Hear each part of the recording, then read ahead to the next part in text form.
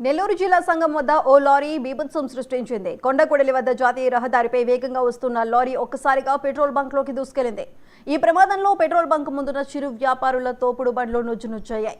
ఆ సమయంలో అక్కడ ఎవరూ లేకపోవడంతో ప్రమాదం తప్పింది. బంక్ ముందున్న వరికోత మిషన్లు పెట్రోల్ బంక్ ముందు భాగం స్వల్పంగా దెబ్బతిన్నాయి.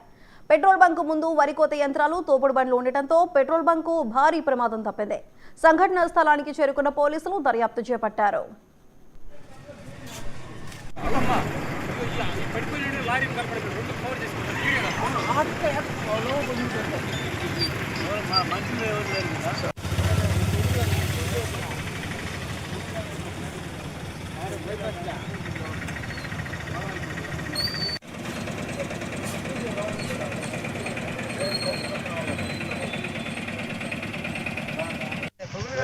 మా మంత్రులు దాని నుండి ఏంది ఘోరం